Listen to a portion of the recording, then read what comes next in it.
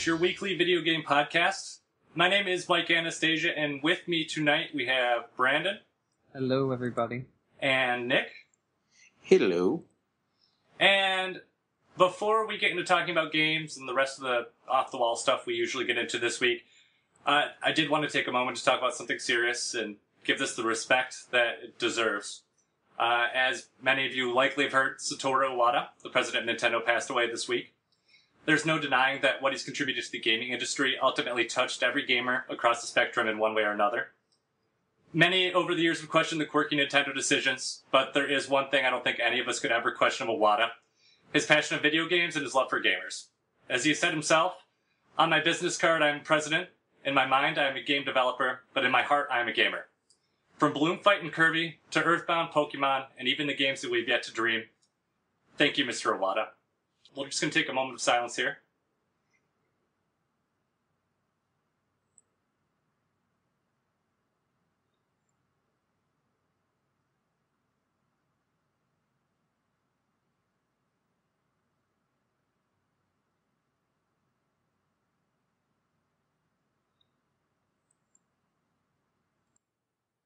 It's definitely very touching, everything that Mr. Iwata has given us over the years as president and beyond with his time at Nintendo. Do you guys have anything you guys want to share? I mean, for me personally, I grew up playing a lot of the games that he had put his time and effort into, especially Kirby. Kirby's one of my favorite series that Nintendo has produced, as well as him putting his time and effort into the Wii and the DS is one of my favorite handhelds. So, just his work that he did at Nintendo is very appreciated and definitely helped make me become the gamer I am today. Yeah, I think there's no doubt that the work that he's done is like all contributed to us being gamers in one way or another, and in so many ways I never even really appreciated. He did a lot of work on Earthbound in the programming of that. I don't know if you guys heard about this too with Pokemon Gold and Silver. He was responsible for the compression so that they could actually fit the entirety of the Kanto region onto the cartridge. Oh, wow. Yeah, and even when I think he was in a president role at that point at some time as well, but with Melee, Super Smash Bros. Melee, he actually took the time to go into the trenches and help debug that game so it could make its release date, which is pretty incredible and unheard of for someone, at his level of Nintendo. I don't think he was the president yet, but it would have been close at that point. But just to be there, be on the front lines, and still doing the thing that he's been passionate about it's just incredible. And I think the one thing with this whole situation too that strikes me the most is that I feel like this was a blindside almost. Like, I don't think anyone ever, I think we talked about it at E3 when Mr. Iwata, when we knew he was not going to be going to E3. We all had a lot of different theories, and I know the health theory came up because that's why he wasn't there last year. But I don't think anyone ever thought it was as dire as it was. Yeah. He looked pretty thin in his last pictures, but he was, staying pretty much in the forefront all through E3, even by Nintendo Directs or staying on Twitter. And it was a bit of a shock when the news came yesterday because it's very sudden. He didn't step down. He was doing his job until the end, which is incredible. And it was definitely one of those ones I had to look up and make sure someone wasn't fucking with me.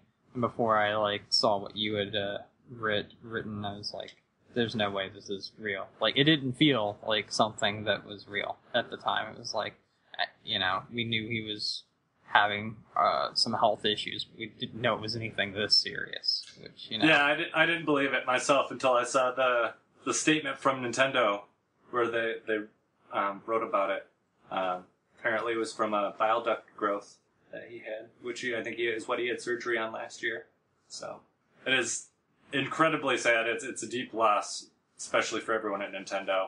So, my condolences go out to not only his family, but all of his coworkers. I'm sure they will be missing him and his love for gaming and his passion. And I am sure that they're going to... He definitely set a path in motion for Nintendo as a future of a company. And, he's gone, but we're going to be feeling his effects for quite some time. I mean, the NX, whatever that it may be, is all set into motion by him. I mean, there's who knows how many games of development that he greenlit, and I said he's going to be with us for a while in terms of stuff that we're seeing, which is great. So it's definitely a deep loss for the game industry, and I'm sure, as you've seen on the internet, you're seeing it across all bounds. Even condolences from Sony and Microsoft and everywhere. So it is very, very deep loss for everyone. Yeah, and just the sheer amount of things I've seen, pop up since all of this. Like, I'm gonna say this now, that they don't have to, but I do think it would be neat if the amiibo thing. I don't know if you've seen it yet. Have you seen it? I saw it. Yeah. Yeah, I would actually immediately buy one of those, no matter what, because like a remembrance sort of thing. But is it an Iwata amiibo? An Iwata amiibo, yeah, an Iwata amiibo, like a Mii version of Iwata as a like special Mii Fighter amiibo or something, something like that. That would be really nice, especially considering too that they practically unveiled amiibos with that. There was that great Iwata versus Reggie scene where they pull on their own Miis. Yeah, and also, if you saw Nintendo's thing last night, I think it was, before they decided to take their day of silence about everything, they put out a QR code for anyone that has a 3DS to scan to have Iwata's amiibo in their amiibo plaza. Oh, wow. So that was kind of neat. That is really nice.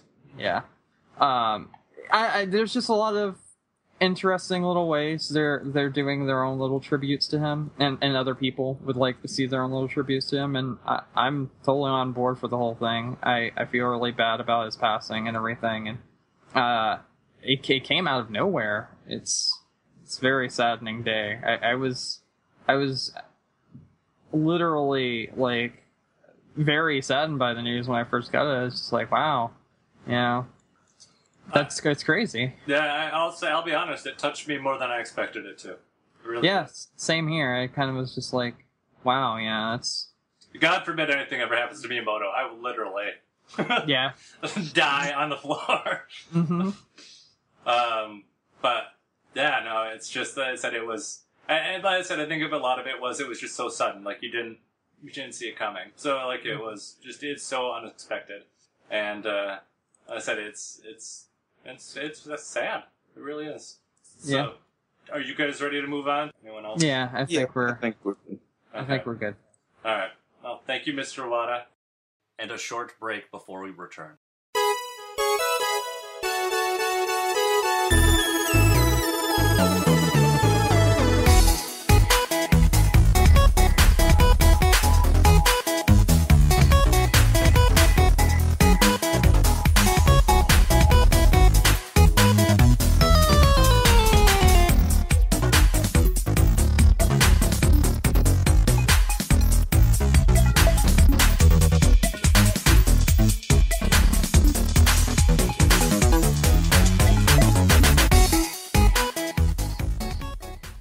On to the proper podcast. So we'll do what we've been playing and get into news. And I don't know what Brandon's been playing. I only have a little bit to talk about, but what? I'll tell you. Okay, I'll tell you. Are you guys ready to get started then? Yeah, I'm good. Okay. Yeah. All right. Well, Brandon, if you want to tell us, why don't you go first? Put you on the spot. Keep it at 2. Well, that's what you get. You weren't even looking. But you're a rememberer. I've been really busy, and have not had that much time to do anything. However, I have made time to play Forza Horizon 2 since I picked it up. And that's pretty much the only thing I've made time to play. So you moved past the demo, then? Yeah, I went out and bought it on Thursday. Mm-hmm. It's totally worth it. It's like I told Nick before, it's essentially Burnout Paradise, but with Forza. Without the city. And, without the city. Well, you can still go through cities and that sort of thing, but they're like smaller, and the free roam's really good. And the online play, which I've gotten to play like 32 player online, like free roam across the like world. Oh, it's so good. Like, it's surprisingly just. I don't have Xbox Live currently, so I haven't done much online.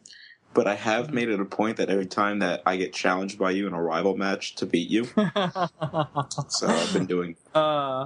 I've done that with my other friend Sound Warp. Every time I get challenged by him, I'm like, "Yup, gonna do that." And yeah, this game's really good. Like, I like Drive Club. I do like Drive Club. I think it's a fun game. This is just better. This is just better than any racing game I've played in a very long time. I didn't even try out Drive Club because I was too attached to this game. And what really sold me on, like, I downloaded the demo. I was like, all right, I'll play. I'll try it out.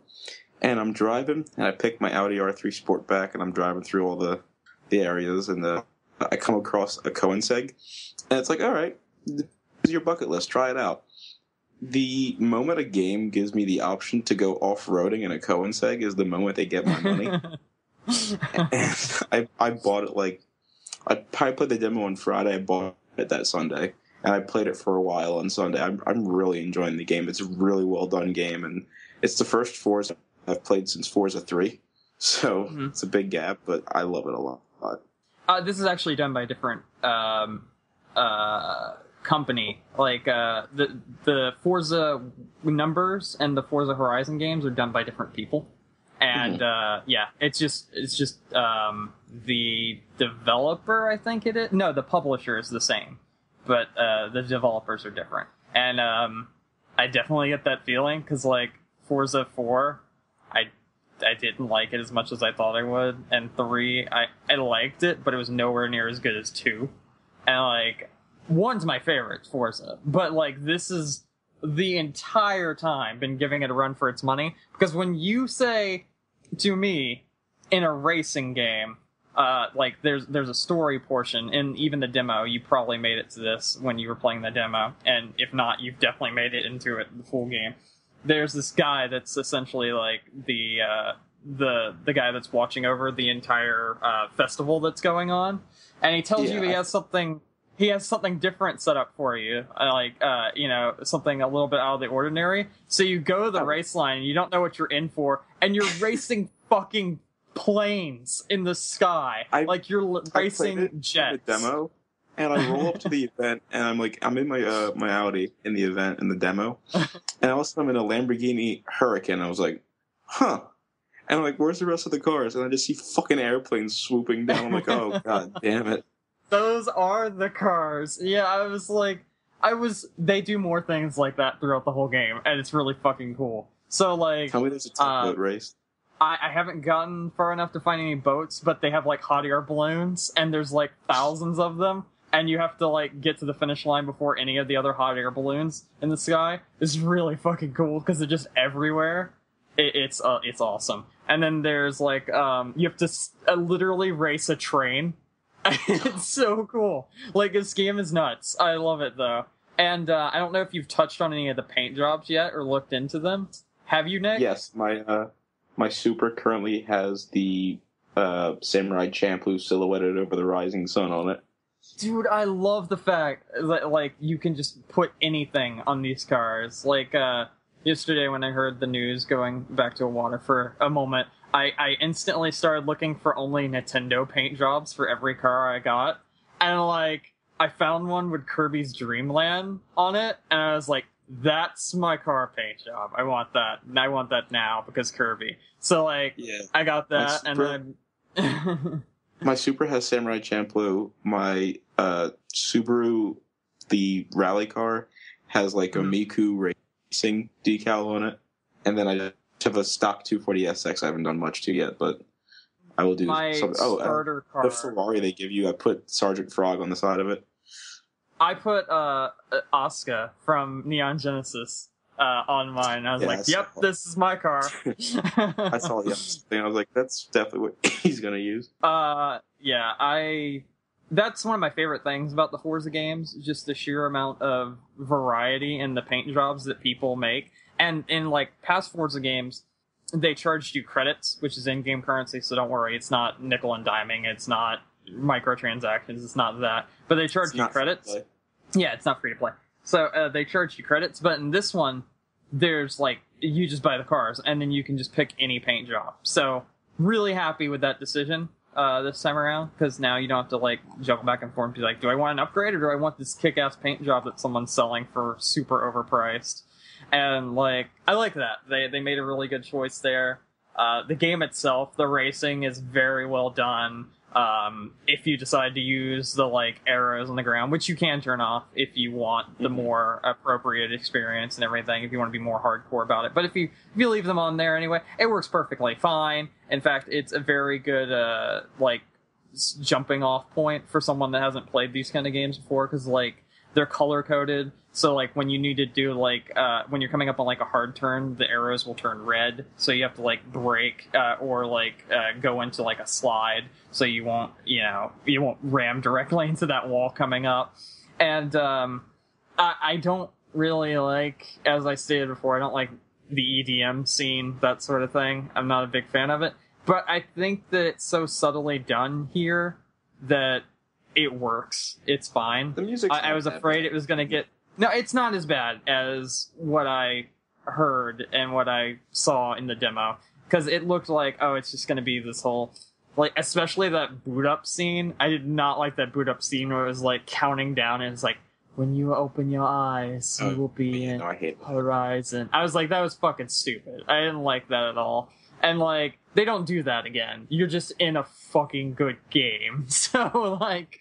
And it's pretty, seamless. Like, there's no loading. It's super free roam. The only loading is when you're going into, like, a predetermined race that's already been set up and that sort of thing, to load in the cars that are going to be there and sync everything up with the people's drivatars, which, drivatars, are actually these things where all your friends on your friends list that have played the game, and ones that actually haven't but have played past Forza games, it takes into account the way they've driven, and it makes like an AI opponent with your friends' names over the top of them, and it will drive like they do, so it'll be like racing your friend and that sort of thing. And not only that, but their drivatar, the better it does, it actually brings credits back to them that morning. So like, say they beat you and they get in first place, they're going to get those credits that you would have got, and it's going to go to their account and they'll get it in the morning. And vice versa. If you aren't playing and if your drivatar's racing your friends, your credits get deposited into your account the next morning, and those can be used to buy cars and upgrade cars and like change windows and tires and all that good stuff. It's really well done. I love this game.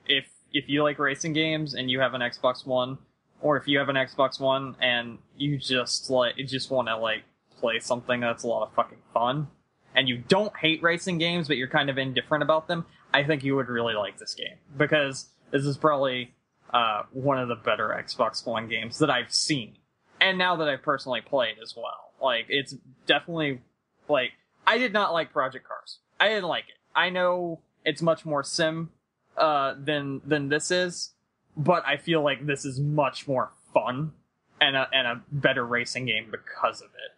Like, I feel like Project Cars is more of a tool to, like, show off how good something can look and to show how close to the actual thing someone can get, but I didn't find any fun in it. Like, I know you enjoyed it, Nick, and you're definitely very heavy into cars, but meanwhile over here, I'm like a casual car person that only plays like racing games every now and then and stuff.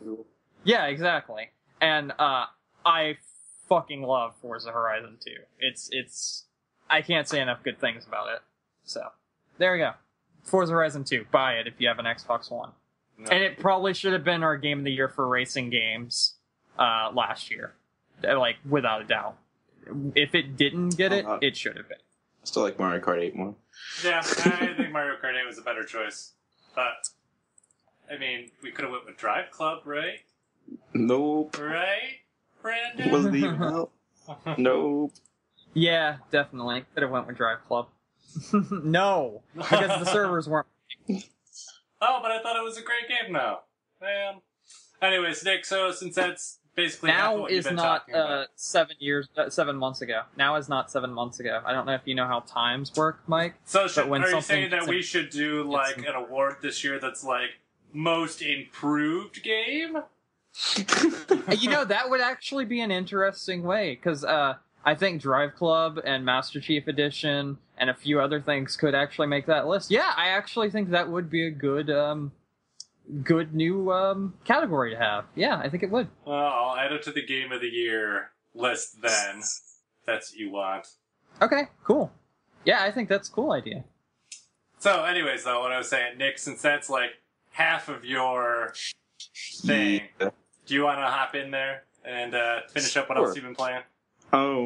This past weekend, me and my friend started our long, painful journey, mostly long, to play Final Fantasies. And, oh my! And we started with Final Fantasy 1, obviously. I'm sorry. I actually, when I went to go buy Horizon 2, the game store had the 1 and 2 Dawn of Souls on GBA, so I picked that up. And we've been playing that. We're a few hours in. We already have the first crystal down. Although after we got the first crystal, we made the stupid mistake of going into the bonus dungeon where you're not supposed to be in at that point in the game. And we're like, what the fuck did we do? Because just like all these overpowered monsters have like 5,000 plus HP and like you're just destroying us. And then we looked it up. We're like, oh, it's an extra boss dungeon that is a throwback to Final Fantasy 3 that was put in for the GBA version, and you're not supposed to be here yet. So, like, to get out of it, you have to die, and then it kicks you out, and then you can continue on. But we played it for, I'd say easily, probably about 7 hours around that time. So that's how that's been going. I'm not sure if we're continuing it this weekend because we're alternating between that and Zelda. What about Metroid? What about Metroid? Here's my problem, and I think I finally figured it out. I probably shouldn't have played Prime directly after Super Metroid because I hold Super Metroid now like so high that nothing. Metroid Prime's good. Don't get me wrong, does not come close for me personally to being as good. Probably like I'll go back to it once I feel like playing it again, which is how I am with a lot of games. Like I'll not play it for a long ass time, and then I'll wake up one day. I'm like, I'm gonna beat the fuck out of this game today, and I'll finish it. I'm like Bloodborne, right? No, yeah, like one day I will wake up and I'll be like, huh, I want to play Bloodborne today, and I'll finish it. I've like always been like that. It's weird, I know, but this is a little quirky thing. So between playing Final Fantasy on Saturday and playing Forza Horizon 2 all day on Sunday, which I planned on Sunday, playing Forza Horizon 2 and Snake Eater, but Forza Horizon 2 kind of kept me captivated for the entire day, and I was like, oh, look at that. It's kind of late now. Whoops. So that's what I've been playing. That's it? Just those two things. Like I said to you pre-podcast, this week was a little hectic. I had a lot on my mind with my job because I had an issue I was trying to deal with a certain vehicle. But so like I'd come home and I'd be tired and I just kind of go to sleep. That's fair. I didn't have much time to play. All right. Well, I'll get into what I've been playing then. So Darksiders. I think I said I was going to be done with it by the time we talked this time, but 2 reasons why that didn't happen. Let me tell you why. Oh, you didn't finish the game? But I will finish the game. I finished a lot of games this year, and actually I finished another one instead. But we'll get to that, Nick. Don't worry. So, I finished the last dungeon of Darksiders, which... Did you guys finish Darksiders? I was going to ask you this. Because you guys both said you played it. No, but I know stuff, so... But I don't remember anything, so whatever. Just say whatever you... Well, no, I'm not worried about spoilers. I'm just kind of worried if you guys have any, like, idea of where I am. Nick, did you? I finished it. No. You finished it? But I finished it, yeah, I beat that game. What? Wow. Yeah. Okay, well, anyways, so, I was gonna say, the last dungeon's pretty tedious as it is. Because you get a new weapon that's very definitely based off of another game. And it's really cool. Like, it was kind of nice to not know about this weapon before I went into this game. So, for that sake, I will just leave it as that. But yeah, so it's been a pretty good game. I've been enjoying it a lot. But the last dungeon was tedious. Man, it was so long. And the puzzles are good, but it was a little too much for me. Because you'll have these, like, really cool puzzles, and then they'll send you into, like, this really fucking annoying just montage of enemies that just come out of nowhere that are just dicks. And just like, whatever. So I got through the last dungeon, and I'm like, good, I'm through the last dungeon. I'm like, I'm just gonna finish the rest of this game. And then it's like, okay, great. Yeah, so you did all that shit you needed to do. Well, now, before you go to the final battle, though, I need you to go remake this sword. Oh, its parts are spread over every single piece of land that you have already ventured through. Really? A fucking fetch quest? What is this bullshit? So, there's that, and then I took a break and I saw the Iwata news, and I was just like, okay, I cannot bring myself to go back into this game at this point. I need something just pure fun. That just between the news and just the heartbreak of that fetch quest. If you think that fetch quest is annoying, wait till the last battle. Unless that last battle is spread across 15 million lands, I don't think I'm going to care that much. No, but it's frustrating as fuck that I remember. Oh, really? I played that game, I want to say I played that game like 3 years ago. Mm-hmm. And I just remember the last boss battle just being a pain in my dick. Well, that's great. I mean, but I've been through a lot of hardships this year, Nick. We had Donkey Kong 64. True, you play Donkey Kong 64. Donkey Kong 64, that was a load of bullshit. Let's see, I did finish Metroid Prime 2 again this year. So there was that. And, I mean... No, you know what? Because the last battle of Darksiders and the last battle of Metroid have been the only two games that I've played that have literally made me want to break the controller. So let's see if I can get through that. Then, I mean, we should be good. And, even Bait and Kato's Origins, I think I mentioned this too. There were a couple boss battles where I played them for a couple hours straight, and just over and over and over again. So... Yeah, I would say this boss battle took me like an hour and a half. Okay. So, well, it's good to know. So at least I'm not surprised by it. But we'll come back to that. I won't probably have a lot to say about this next week. Just to be like, yeah, you were right, or yeah, there's that. But this game, like, I really enjoyed this game. But it's like you guys said, it's a fun game. It's nothing special, but it does take a lot of really neat parts and puts them all together. So I do think that's really fun. I mean, the Zelda, when they have like the Zelda-esque puzzles that really work, they really fucking work, and I really enjoy that. The battling system, I don't really care for, but I'm just not a fan of that type of game. So it really almost ends up being like 75% of a game that I really enjoy, and then like 25% of a game that I really don't. So there's that. But that fetch quest I just saw it, and I'm just like, you gotta be fucking kidding me right now. I'm like, you fucking for real? That me too. So I hate fetch quests. Yeah, no, I do. And Metroid is notorious for them, and they always kill me every time I get to them too. It deflates the steam out of you when you're like, yeah, like, cause you're like so ready for the end of the game, and then it's just like, yeah, why don't you just go back to everywhere you just were? No, let's just kill your wood right now and let's just fucking finish this. Yeah. So don't fucking give me blue balls here. We're almost done. So yeah, so I said, between those two things, I needed just something carefree to play. So I just took like a quick Nintendo tour last night. I had to, so I went back and played some Splatoon, which is still great. And I always have a fun time playing that game. I don't think we talked about it on the podcast, but they did that Splatfest. I think it was about 2 weeks ago now. That was a lot of fun. It was a cats versus dog thing, and I was Team Dog, which is the superior team, and it was shown by the fact that they won, even though they lost more than they won. So, there was that. And Splatoon was great. I had a good time playing it. I'm, really under-leveled, though, compared to everyone else. The people who are on there now are all, level 20, and I'm, level 10. And so, my items are, 2 stars, and they all have, 3-star items. But regardless, it's just still a blast to just run around and blast paint everywhere. And I think yesterday, too, with the news, it was super touching to go in that game because there was Iwata remembrances, literally everywhere you worked. Because that game, or everywhere you looked, because if that game, the way it works is it'll pull on Miiverse posts and turn them into, billboards and graffiti, and it was everywhere. So, I mean, that was super awesome. And I still love Splatoon, and I need to play with Tom one of these days, just to put him in his place. Because he's talking all this smack, and now you won't even come and talk smack on the podcast. Just talking to us in private. Not even, he needs to be put in his place. So, we got that. Speaking of putting people in their places, the Mario Kart champion also returned to Mario Kart last night. And That's fine. Mario Kart last night. It's a good thing that broke up, because I'm pretty sure you said you didn't play Mario Kart last night, and that's true. Because you're not the Mario Kart champion. You said the Mario Kart champion returned. But I don't. That's not you, Mario though. Kart. So that explains it perfectly. So I went back. I don't know how much we talked about 200cc on here. That shit's a bitch.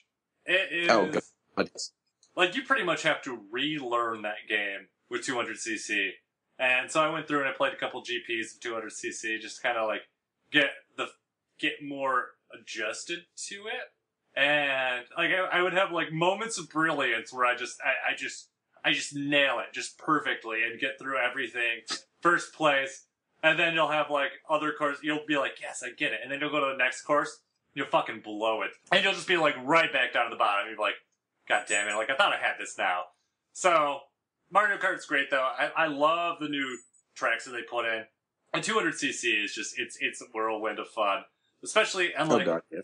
Like, if you watched it in, like, the Nintendo World Championships, what they did there, and the courses that they chose for that, and just how, I mean, Mario Kart's one of those games where, I mean, you can do, if you know what you're doing, you can do really well, and I think that's why me and you, Nick, generally are number 1 and number 2, respectively.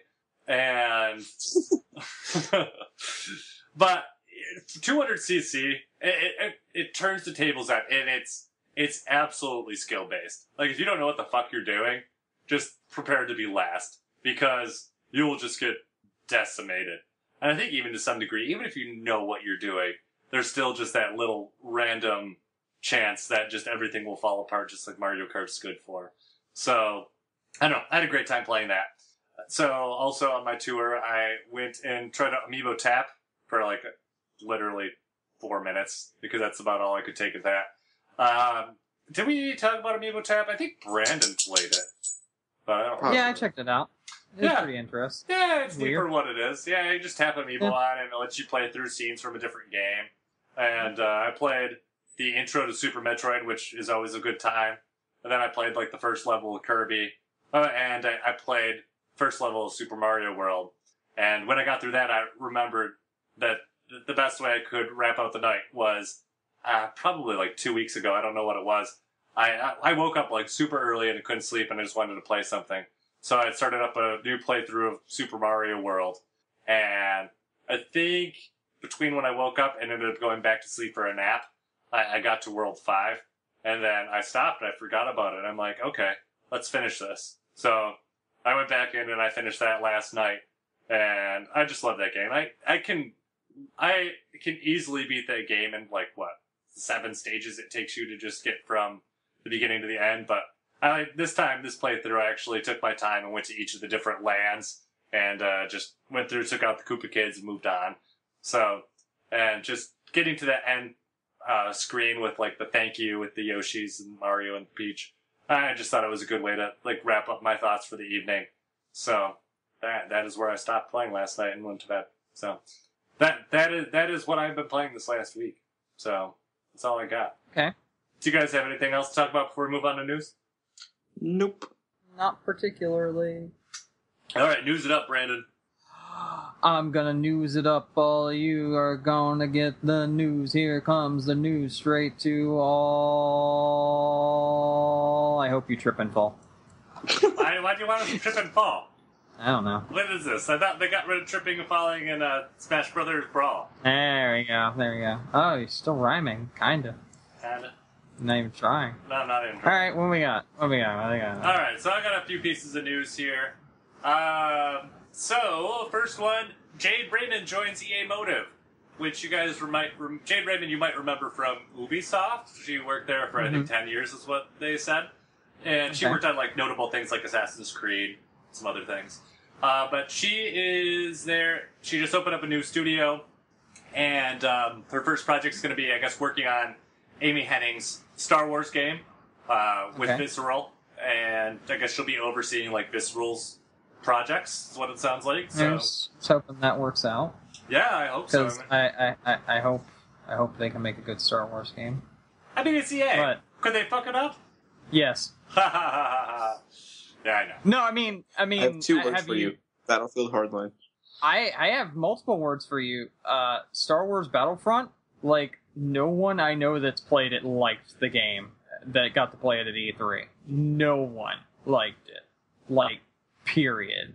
They said it felt clunky. They said the ships felt really weird. The maps were extremely small with tons of invisible walls.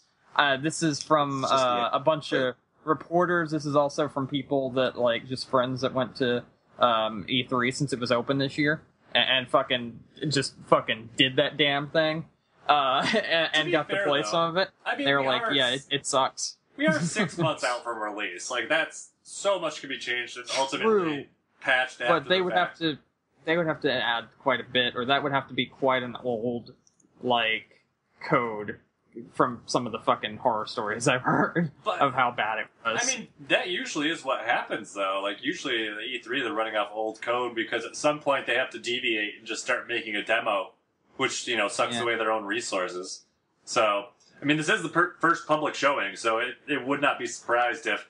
I mean, really, for E3, the big thing you want is to impress the people at home that are watching, I think, because that's really is... like the most important thing at this point. I mean, yeah, the journalists you want to impress too, but I mean, you're going to get a lot of people who are just watching at home these days. So if that game looks good, and it looked good from what we saw, but I mean, I didn't see any gameplay and I haven't read any reports. So I mean, like someone like me, my only impression is literally what I saw at the conferences, which looked good. But I don't know. Like I said, there's still a lot of time to fix this up. And did they say they're going to have a beta on it too, or no? Yes, they will. I don't know when, but they're having a beta. So there you go. It's bound to work out okay. Probably. Yeah. I mean, we can hope, but right now, at this point, what people have seen, they're not impressed. Yeah. And, in fact, a lot of people were turned off from the game altogether because of how poorly it played. Battlefront does, too, have the unfortunateness of needing to launch around the same time of the movie. So, that is never in a game's favor, I would say. So true, but since they've already, like, I don't feel that's the case. Like, I feel to a certain extent it is, but at the same time, they're already doing, like, something specifically based on the movie. They could have just made that a standalone thing and charged some money for it and been like, this is your preview of the game that you'll be getting next year, or something like that. But they're pushing for the game hard to be released, not just along with the movie, but just... I think because they want to push it out. Yeah. Well, we'll see. Like I said, there's still time, and I'm sure we'll hear a lot about this game between now and then. So, I mean, honestly, does EA have anything coming out this year other than that? Sports games. I mean, like, yeah. Nothing notable that I can think of. So, I don't know. Yeah, I guess, yeah. Alright, we'll see. Anyways, moving on. Devil's Third is coming to the U.S., yes. And which we've talked about as much. Itagaki said that he's going to make the game come out here one way or another.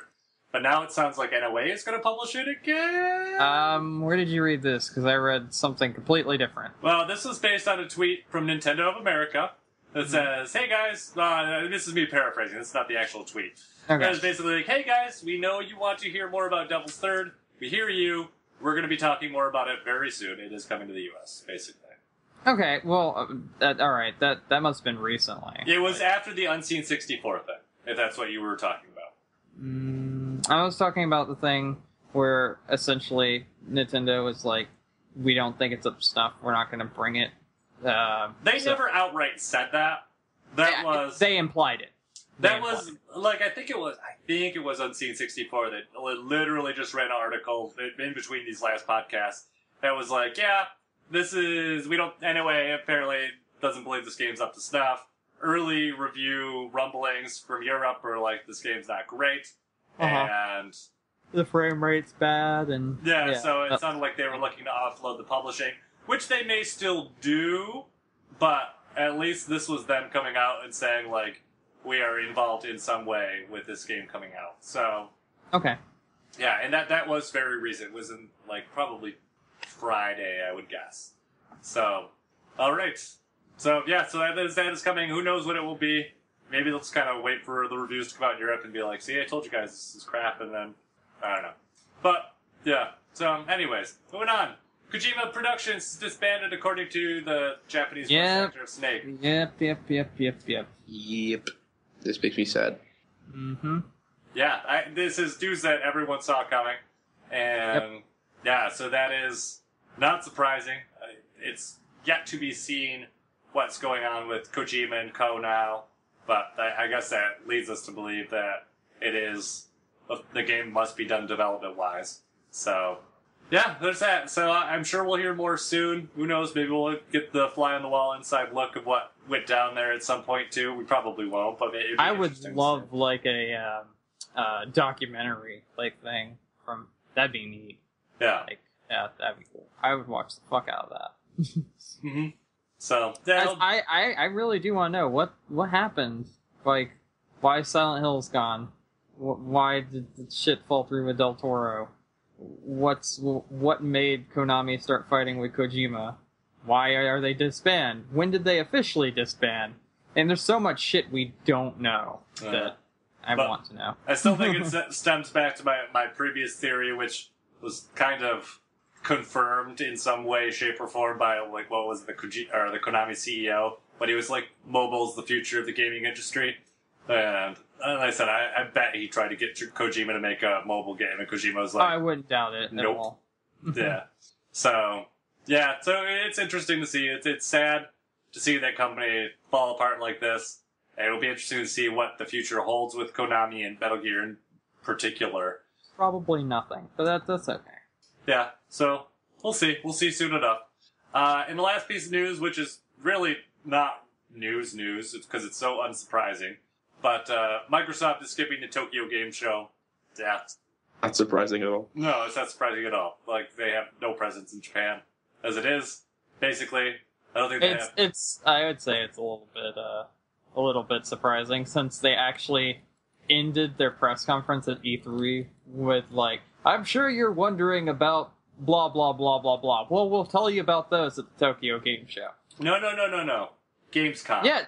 Gamescom. No. I thought it was TGS. No, Nope. Gamescom. Because I don't know if I put this in news last week or not. I think I did, but October 4th, they're holding a press conference at Gamescom. Or, sorry, August 4th. I think I said October. August 4th, they're holding a press conference at Gamescom, and they specifically said that they're going to talk about Crackdown, Scalebound, Okay, and that's Quantum what I Break. heard, but I thought that was TGS. My bad. No, Alright, open mouth, insert foot. There we go. Yeah, that's Open. stupid. Yeah. So Microsoft's skipping the Tokyo Game Show. Like I said, they have no presence in Japan, so it's not really surprising.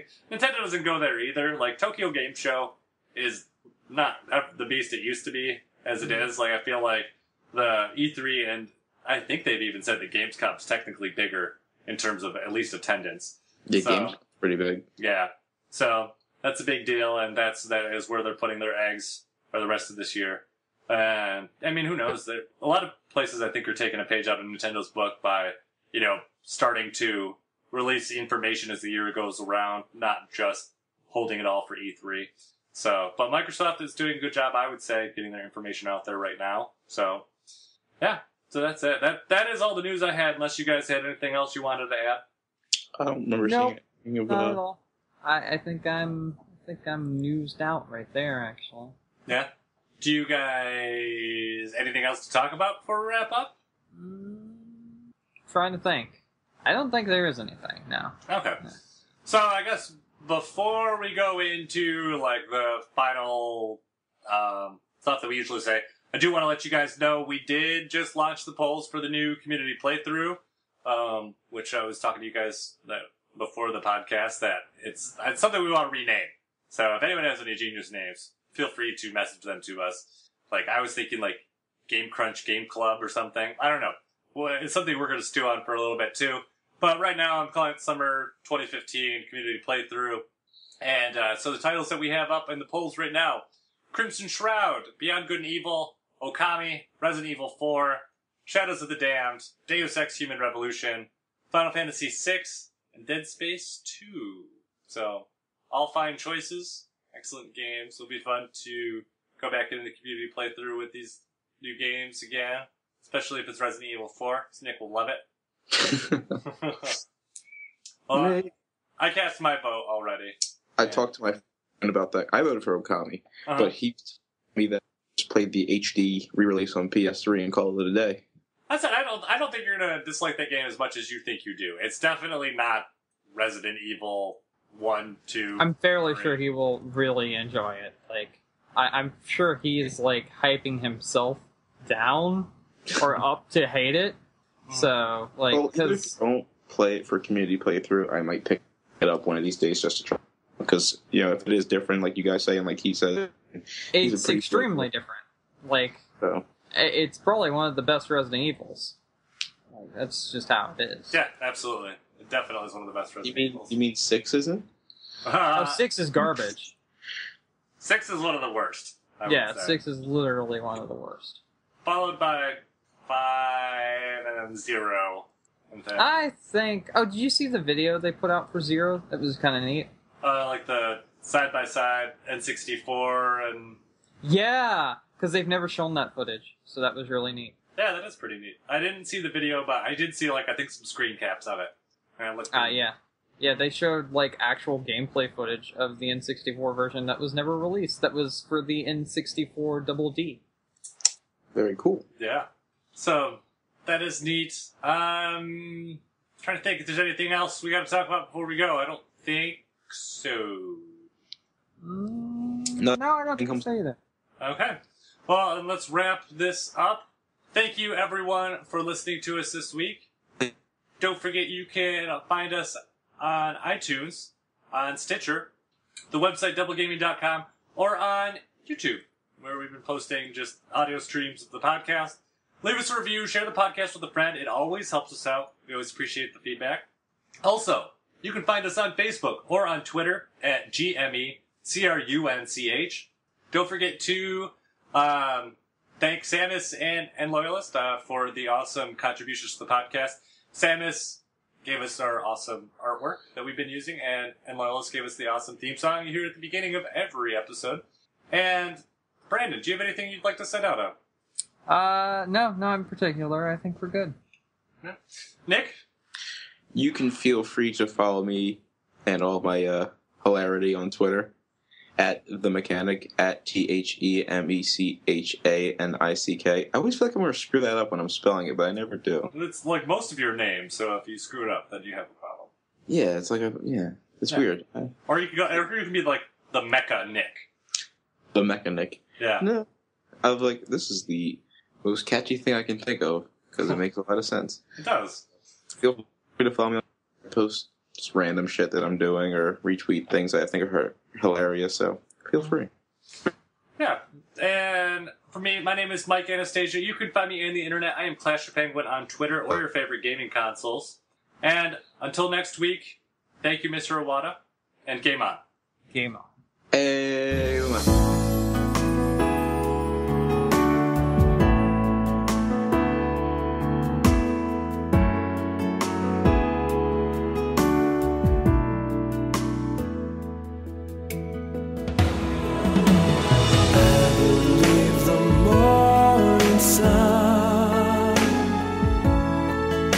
it's always gonna shine again. I believe a pot of gold, it waits at every rainbow's end. I believe in roses kissed with dew. Why shouldn't I believe the same in you?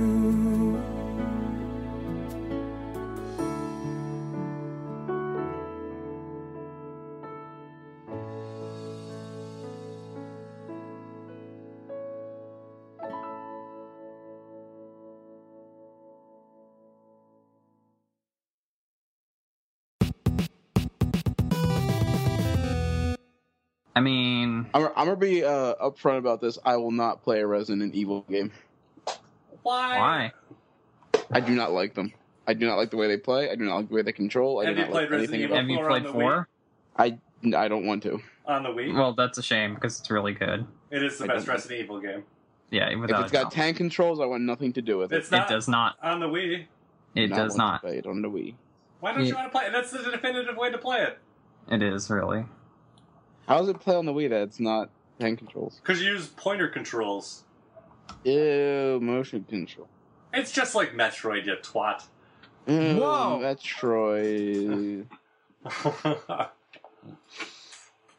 Alright, so what was the list? It was Okami, Resident Evil 4, Shadows of the Damned, Deus Ex, Final Fantasy, Dead Space 2, and Beyond Good and Evil. I think were the ones that... Deus Ex, like straight up. Well, these are the games that we're just going to have up for voting, but we need 8, and I guess Crimson Shroud. Yeah, it's gotta be there. So how many does that give us? That is 8 with those Oh. games. Alright. But, like I said, Resident Evil 4 was not supposed to be on the list last time. And so we'll leave Resident Evil 4 up and then have Crimson Shroud replace Mario RPG. Yes. Is that okay with you, Nick? That Even is though I fine. don't think Resident Evil will win. That is completely fine. Shadows of the Damned almost won last time, and that is the most excellent game. It is So- a really good. I'm also willing I to play have Dead to Space find 2 out. again. You're willing to or not willing to? I am willing to play Dead Space 2 again. Well, You'll play Dead 1. Space. You'll play Dead Space 2, but not Resident Evil 4. They're like the same game. Yeah, they are literally the same But game. Dead Space doesn't control like poop. Dead Space It controls controls exactly literally the the same exact as Resident same Evil way. 4. Yeah, Everybody's it yelling at me. literally the exact same way. No, it doesn't. Yes, it does. Yes, it does. Dead Space 2 doesn't use motion controls. Well, you can Then play it Resident on the Evil 4 and, GameCube like, or PlayStation PS2, 4. or play the updated Dead version Space- on wait, 360 Dead or Space 2 doesn't use PS3. tank controls either. Yeah, it does not, and neither does Resident Evil 4. Yeah, it does. No, it doesn't. You're wrong. It's okay to be wrong, though. Yeah, I don't this understand. case- Did they rotate the controls? I don't. Because every Resident Evil game I've seen played and have played, Which it's always Resident Evil like games have What you Resident played? Evil games have you played? I've played Code Veronica. I've seen my Tank friend play controls. Resident Evil 1. Tank controls. Tank controls. I've seen Resident Evil 2 be played. Tank controls. Tank controls. I've seen Resident Evil Nemesis. Tank controls. I haven't seen anything of Revelations 1 or 2. Changed Yeah. to Resident Evil 4 controls. Resident Evil 4 is where the controls change to playing like Dead Space. Like, Listen, pretty if much I- exactly. If I like buy Dead this Space. game and it doesn't play like Dead Space, I'm gonna come to Georgia. I'm gonna destroy all of your peaches. Mike, back me up here. You know I'm right. Yeah, you are right. No, Resident Evil 4 is where they changed it, because the games that you had mentioned, they all used a fixed They all use camera tank angle. Yeah, So fixed camera. they were tank controls, but with Resident 'Cause Evil 4, here- afterwards, they put the camera behind your shoulder. Mhm. So it's a third-person Here's action my game problem. that plays like I- Dead Space. I bought Code Veronica. Well, that's your first Um, round. That's the worst Resident Evil. Yeah, I that's bought one it. of the I worst. bought the collector's edition for $10 for Dreamcast, Uh-huh. and it's in Japanese. That's so not I can't. that's not a bad purchase. 'cause I think can't that's what read a lot of anything. folk actually- I have no idea what the fuck is going on, and I don't know if any of you have tried to use tank controls on a Dreamcast controller. They're insane. It's god awful. Mm-hmm. Oh, that Um, game had issues regardless. Alternatively, I thought this would be a little cool thing to mention about Resident Evil. My local game store just got traded in the anniversary collection for PS3, 1, 2, and 3, That's pretty cool. as well as the Resident Evil 1 remaster for PS3, and they're both Japanese, so it says Biohazard, not Resident Evil. That That's makes sense, yeah. I would own And- those just because of that. It Like, comes with a map that's not just like poster paper, it's like a textured, like, Oh, almost man, plasticky type of paper. It's like that's really, awesome. like, it's really nice. But it looks exactly like the game that came out this year for PS4, just on PS3. That's It pretty did much come out what on it is. PS3, yeah. Yeah, and they have the collector's edition, and they're selling it for $60. Oh, that's a bit of money. Yeah, that's too much. It goes for 90. So But, yeah, no, if you like Dead Space, you won't mind Resident Evil 4. I love Dead Space 1 and 2. Dead Space You are like my Resident favorite Evil. games. I love Yeah. Dead Space 1 more than 2, which was my next thing I was going to say. I'd rather play 1 over 2, but I will still play 2. Dead Space 2 is better. That's fair. Dead Space 2 is better in some of the sense, yes. But I think as far as setting goes, as far as like survival horror goes, I think Dead Space 1. Yeah, no, because Dead Space 1 is definitely more horror themed, and Dead Space Mhm. 2 is like action based. And Dead Space 3 is like Call of Duty. No, it's not that bad. It's not. What's Dead the Space what's the 3 actually, Nick? What is- system do you have Dead Space 3 on? I have it on PS3. Oh, well, we should play it sometime then. Did you ever play it? Dead Space 3? Yeah. Yeah. Did you beat it? Yeah. Oh, well, then I don't really have an excuse for No, that. wait, ask him if he played the DLC. Oh, that is true. Did you play the DLC? Because that is the best part of that game. No, I did not. Okay. Then you guys should play. I haven't played it myself either, but yeah, you Dead guys Space should play because I've heard nothing but 1? good things about the DLC. When I played 1, I was like, this game's fucking fantastic. And I played 2, I was like, this game is also fucking fantastic. And I get 3, I'm like, this game is not Dead Space, and it's okay, but it's not a Dead Space. With 3, my thing was like, this game's good, but it's not quite what I want. Like, the first, third of the game when you're on, like, the space station or whatever, I thought that was actually really cool. I like that stuff a lot. And then you go down the planet, and it's kind of like, okay, and the ending with the things, I was kind of like, okay. What pissed me off the most about that game is the streamlining of ammo and making power nodes useless. The ammo stuff I didn't mind that much, though. I minded that because that added to the... Like, if I don't have enough ammo for this gun, I'm fucked. And now it's that every gun takes all the same ammo, and it's everywhere. Yeah, I mean, I guess my thing was I only ended up using, like, the same weapons all the time in the last game, so I never really had an ammo problem anyways, for the most part. But, I mean, I guess you probably still would run an issue if you're playing harder difficulties anyways. Like, I know there's a spot in Dead Space 3, like, near the end, where you're fighting those ammo sponges, and I ran out of ammo, and that was very tricky to worm my way out of. So, there's that. And I've played through Dead Space 1 a few times, I've played through 2 twice, and I've played through 3 1.5 times. But 3, like I said, the DLC, it's not terribly long, but it is better than the entirety of Dead Space 3. And I would say it's, like, probably one of the best, like, horror things I played, period. Nice. So I would recommend it. Like, it's really good, and it does... The only thing that really kind of sucks about it, though, is it sets up Dead Space, the future of Dead Space, for, like, massive... like, it ends on, like, the most massive of all massive cliffhangers. So... Do you think they're going to make a 4 eventually? If you're going by the ending of Dead Space 3, yes. If you're going by EA and what they want to spend money on, I'm not sure. So... I will say this. EA likes to drop series and likes to drop companies fairly quickly. I think if another company gets dropped by EA, the next one will be Visceral. But Visceral's working on the Star Wars thing right now, so they're fine. Wait, hold on. Why can't I think of the one that did Dead Space then?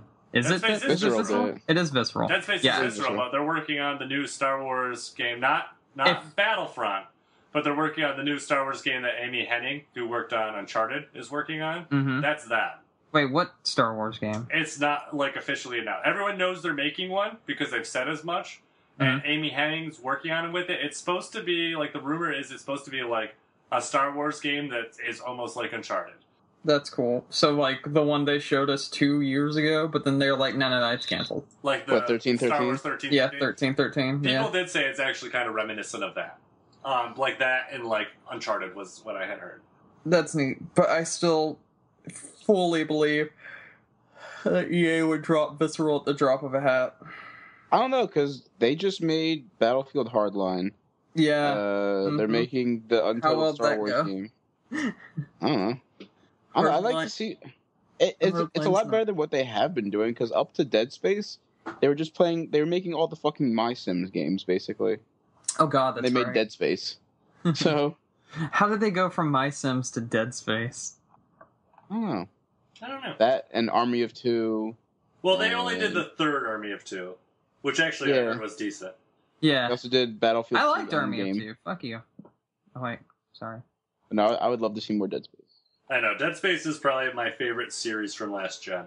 I love not only the games, but, like, the whole lore that they made for it, too.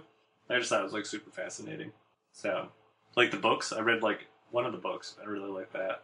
I actually had, I think, 2 graphic novels or something for it, too. Yeah, there's 2. So I got the prequel to 3, because they had one for that, and then they had one which was a prequel to 2, where they talk about getting the Ishimura back to the place, which was really fucking cool, too. So, although I didn't quite understand it, because sometimes you don't, but, yeah, Dead Space is great. I just love that series. I really want to play through 3 co-op, because I've not done that. So. We can do that if you want. We should do that sometime. That would be fun.